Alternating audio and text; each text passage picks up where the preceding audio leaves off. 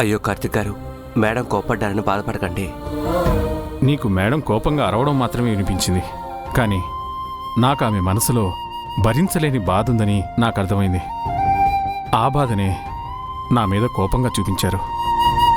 పర్వాలేదు, నా మీద అరవడం వల్ల మేడం కోపం చల్లారితే మంచిదే. మకం, మేడం చాలా మంచివారు. తను ఎప్పుడు బాగుండాలి.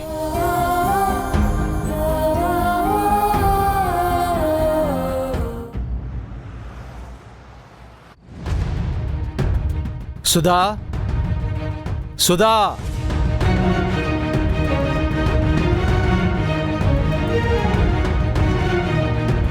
ఏంటండి?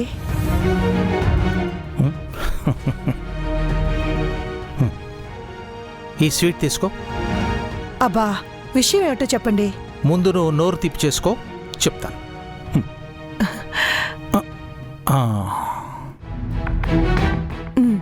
ఇప్పుడు చెప్పండి. ద గ్రేట్ విజయేంద్ర ప్రతాప్, అదే మీ అన్నయ్య, ఇంట్లో సమస్యలతో డిప్రెషన్లోకి వెళ్ళిపోయే స్టేజ్లో ఉన్నాడట.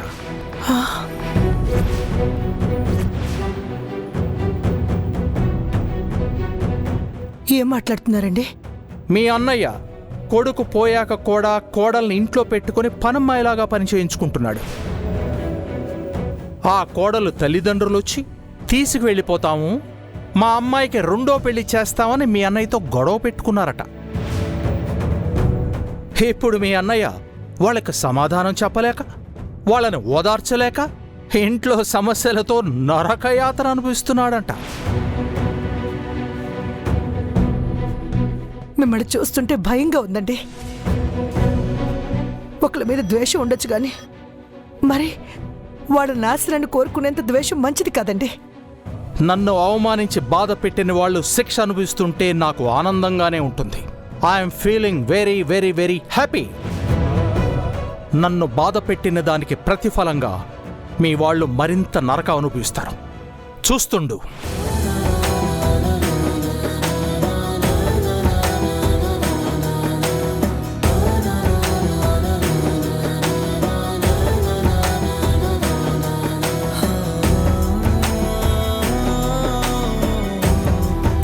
అన్నయ్య,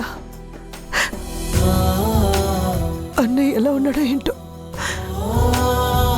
ఒకసారి గంగకు ఫోన్ చేస్తాను.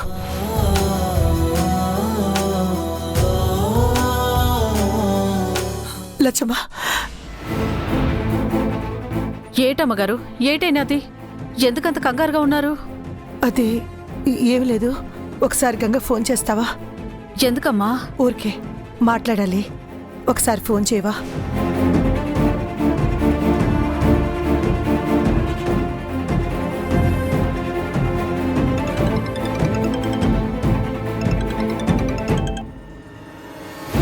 చెప్పమ్మా. అమ్మ గంగా, అమ్మగారు నీతో మాట్లాడతారంట. గంగా, తర్వాత మాట్లాడతానమ్మా. ఏంటమ్మా డల్గా మాట్లాడుతున్నావు? నువ్వు బాగానే ఉన్నావా? బాగున్నానమ్మగారు.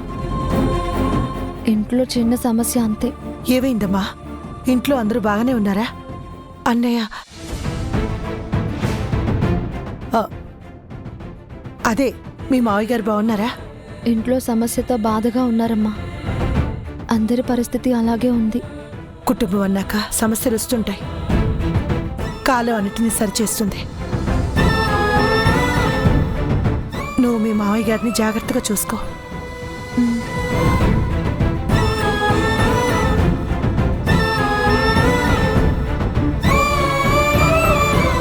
అమ్మా, అమ్మగారేంటి బాధగా మాట్లాడుతున్నారు?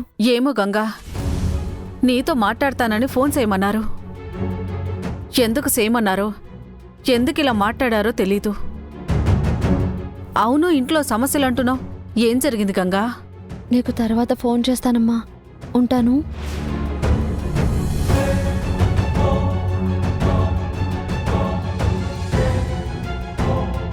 నీ నిజ స్వరూపం తెలిసి వాడి ఆత్మ ఎంత బాధపడుతోందో. నీ భర్తకి నువ్వు చేస్తున్న అన్యాయం ఆ దేవుడు కూడా క్షమించడు. మీరంతా కలిసి నా బానుని ఇప్పుడు చంపేస్తున్నారు చంపేస్తున్నారు చంపేస్తున్నారు చంపేస్తున్నారు.